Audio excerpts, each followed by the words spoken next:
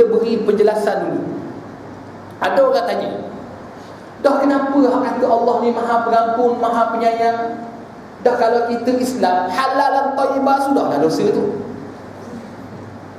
Nah, kita pun kalau orang yang jenis jahat-jahat ni dikubur pun dah kena seksa. Betul? Dah dari akhirat nanti counting sudahlah. Nah, lebih-lebih kurang sudahlah. Tak salah lebih-lebih lah. Masuk neraka pula sekejap, lepas tu masuk pula syurga.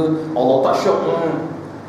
Tuan-tuan perempuan kena ingat, ada masa Allah masukkan seseorang manusia dan hamba-Nya itu ke dalam neraka bukan kerana semata-mata dosa dia dengan Allah.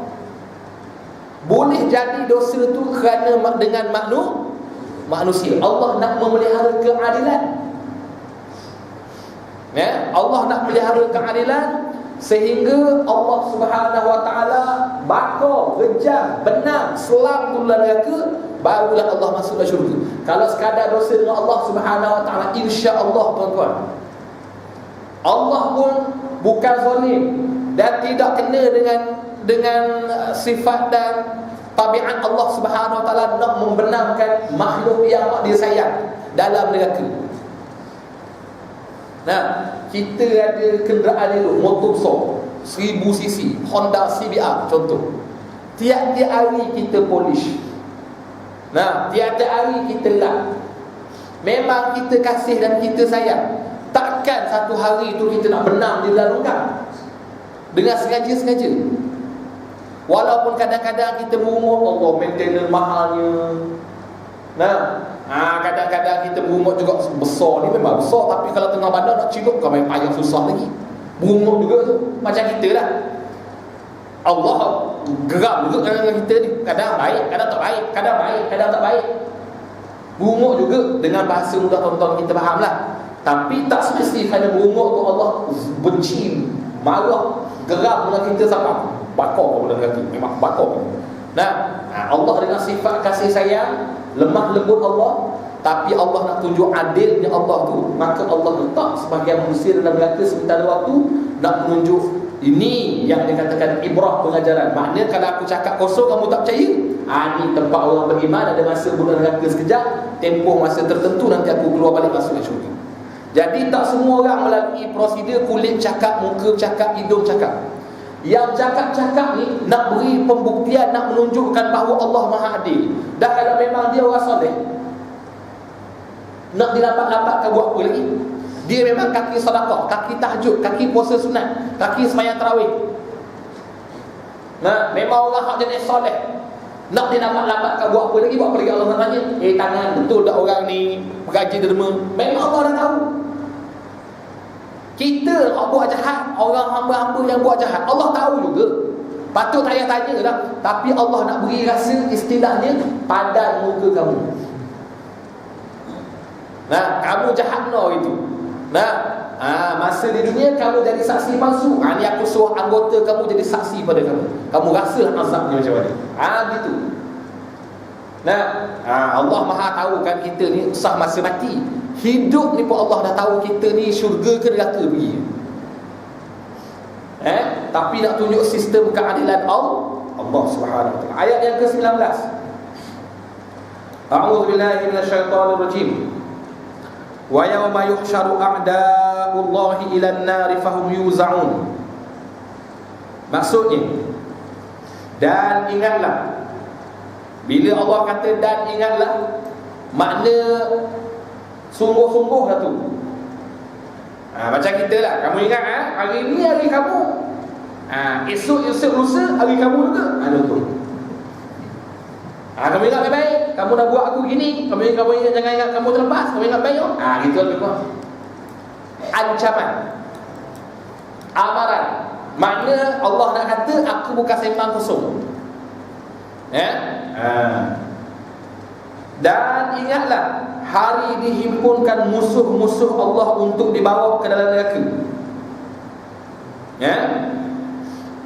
Lalu mereka dijaga serta diatur keadaan dan perjalanannya masing-masing.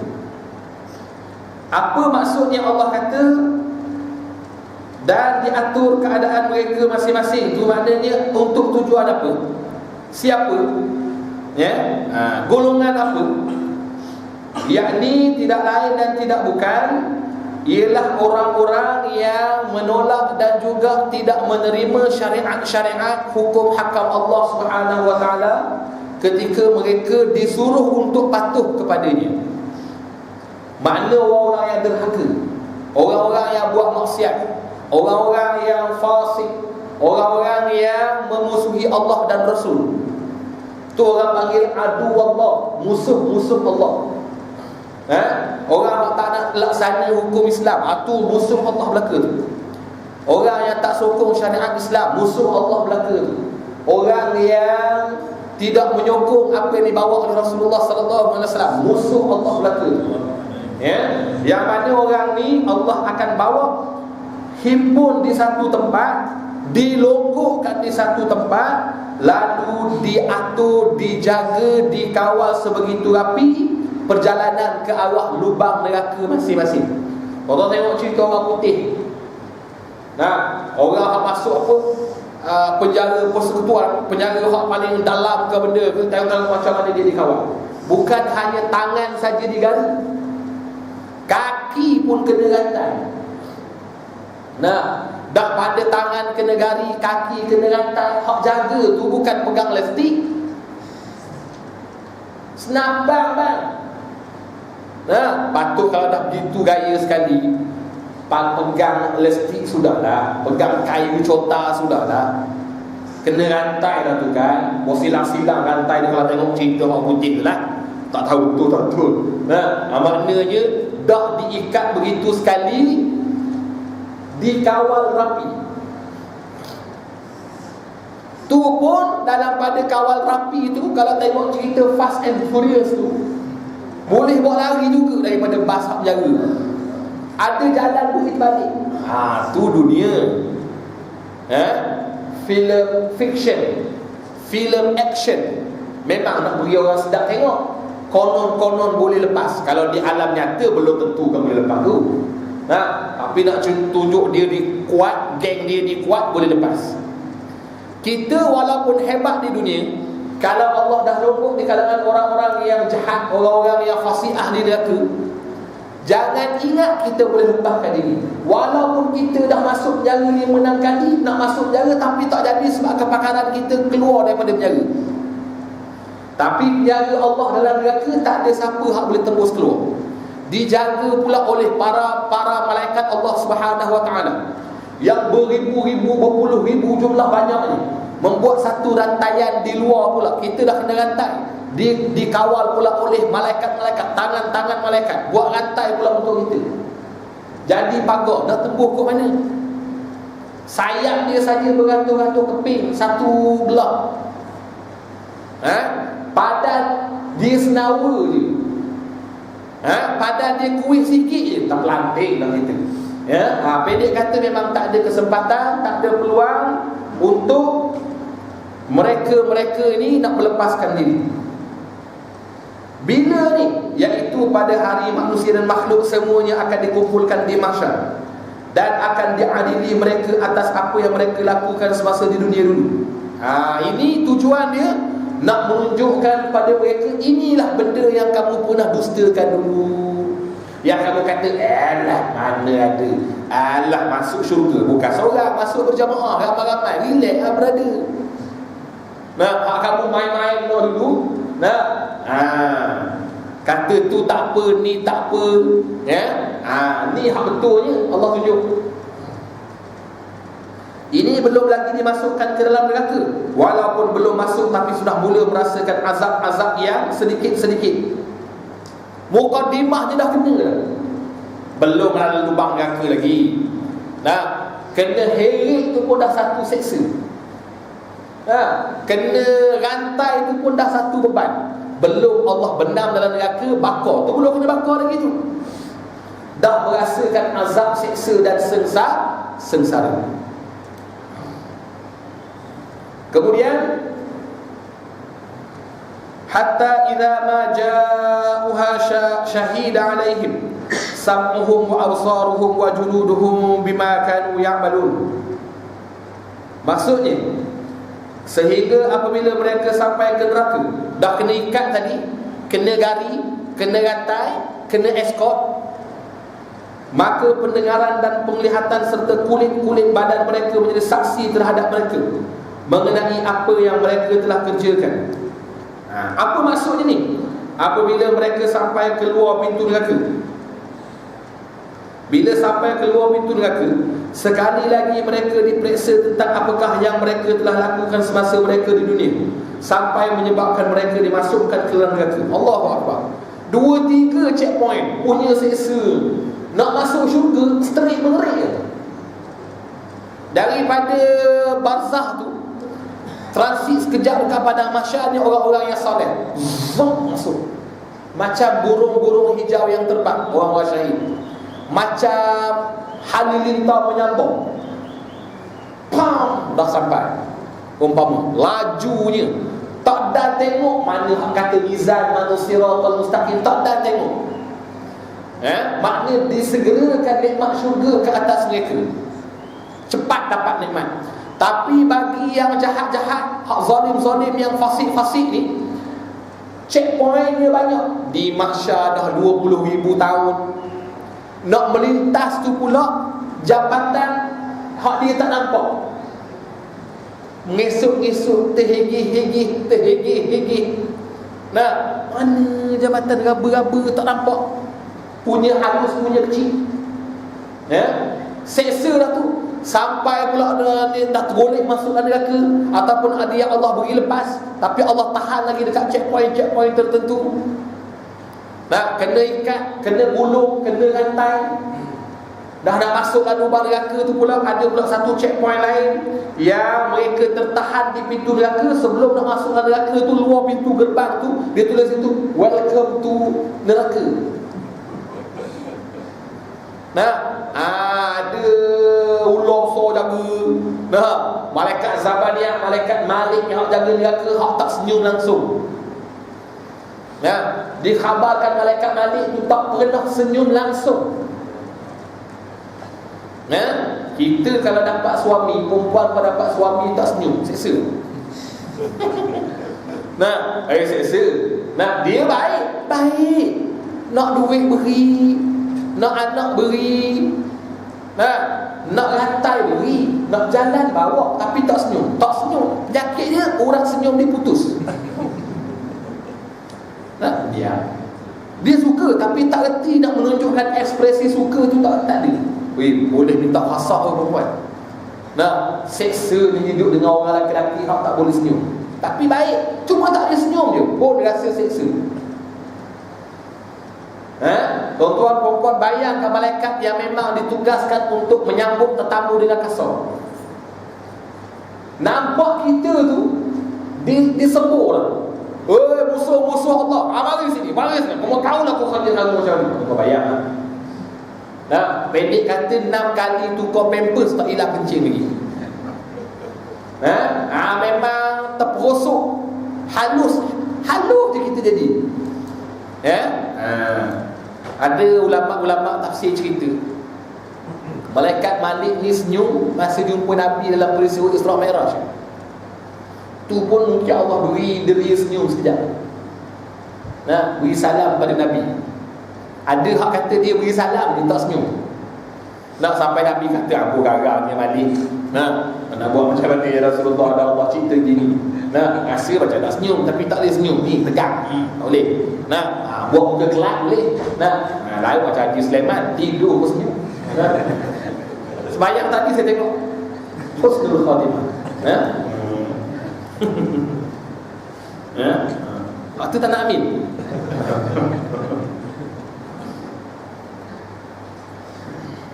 Saya mengajar satu masjid.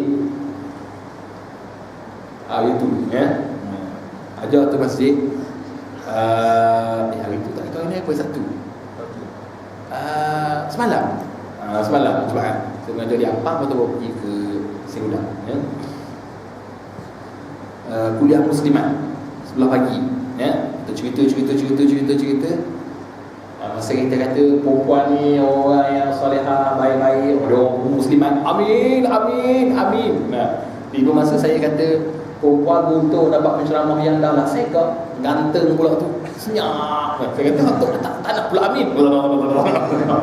Oh, kena bak dia amin apa semua kan. Kena tang kita dia buat tak tahu. Baik. Jadi mana begitulah malaikat ataupun nasnyum yang Allah tak bekalkan pada dia bukan jahat tak kata ampun sombongnya abang Ali. Hak jaga neraka tu apa tak senyum sikit, tak say hi ke? Siapa lah sikit. Senyum sikit ke? Welcome to neraka, please welcome. Umpama apa benda ke? Tak ada. Tempat memang tak baik. Saya dengar cerita ada anak murid, saya lupa dah cerita betul dia macam mana, tapi lebih kurang gini, ada satu camp askar ni, di Port Dickson ke di mana tu? Camp askar, tempat training askar. Dia tulis itu kedatangan anda tidak dialu-alukan. Saya lupa dah camp mana. Tapi gitulah lebih kurang. Mana nak cerita, kamu tak tahan, kamu balik. Sebab aku bukannya mengadu-ngadu guna kedatangan kau. Mana nak tunjuk askar dia keras lah, training dia keras. Kalau kamu sekadar lemah gemalai macam sotong kurita, habis balik. Nak cerita gitu. Ni tempat lasak ni, tempat orang nak berjuang ni. Kalau kamu nak dimanja-manja, habis balik. Tu mafhum dia. Kita tengok saya buat tu, seguguk tak rasa? Tengok, kalau ia pun nak training kasar, jangan tulis kedatangan tak diadu-adukan. Buatlah ayat baik. Tu pun tuan baik. Tapi lah kadang-kadang kedatangan tak dialu-alukan. Masa training dia beri makan minum. Beri tidur. Cuma lasak tengok panas diri, jalan lasak, jalan laju, kena pegang senjata, air lalu lumpur, dapat elahon bulan-bulan walaupun kepala botak. Kalau kena pikul balok tu sebab dia kena denda pusing di badan, hujung bulan dapat elahon. Hujung minggu boleh outing, boleh keluar, boleh borak anak dara kat pekan. Neraka bang, tak ada allowance dah lah, tak ada minum sirap bandung dah lah. Tak boleh nak keluar ni balik. Hari Sabtu ni tak ada boleh outing, setiap tengok syurga macam mana. Sorry ya bang. Kamu dah duduk dalam neraka, duduklah situ sampai Allah kata keluar baru boleh ke. Masya-Allah tuan. Allah jadikan segala anggota badan hidup dan boleh berkata-kata. Hidup dan boleh berkata-kata. Macam mana dia berkata-kata? Nak tahu tengok nanti. Masing-masing boleh tengok. Mana kita nak lari lagi pada masa itu? Mulut mungkin tidak mengaku tentang kesalahan yang telah dilakukan, tapi pada masa kini anggota badan mereka sendiri akan menjadi saksi atas kesalahan yang telah dilakukan oleh tuan badan mereka. Kalau di dunia mungkin ada jenayah yang kita buat, orang lain yang tidak nampak, maka kita boleh selamat. Kalau di dunia kita boleh sorok kesalahan kita. Dia sudah anak-anak kita tahu sudah. Sabar. Kita boleh istilahnya cover line. Kroni-kroni kita ni, proksi kita ni, Tapi anggota badan kita sentiasa ada bersama kita dan menyaksikan apa yang kita buat semasa di dunia. Mereka memang terlibat dalam perbuatan itu. Mereka akan jadi saksi ke atas kita. Tubuh badan kita pun nanti tidak akan setia kepada kita lagi. Mereka lebih takut kepada Allah daripada takut kepada Tuhan punya badan.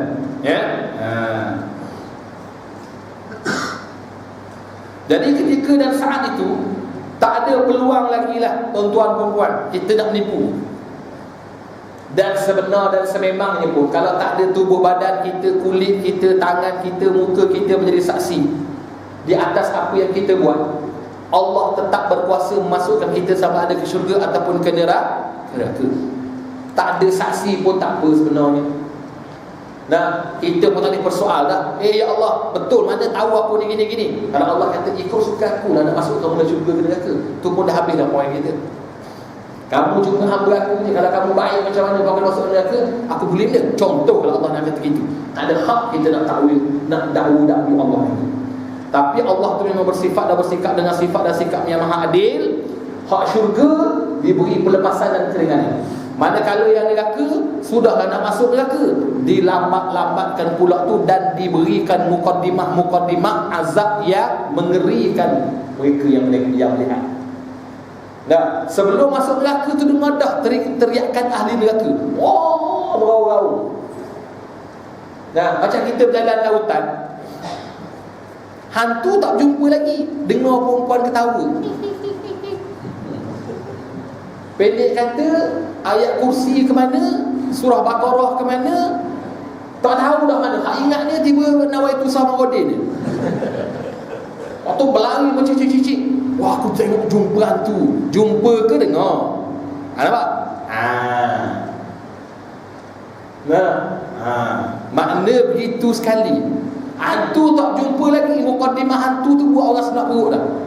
Neraka tak masuk, tak kena azab lagi. Tapi tengok jalan nak ke neraka dengan aunak duri, dengan panas bahang, diiring pula dengan cara tak hormat, dirantai, dibelenggu, diseret. Ni semua sebab apa ni? Banyak dosa ketika di dunia.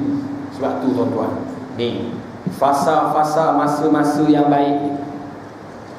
Kita ada di fasa yang kedua Ramadan. Wa awsatuhu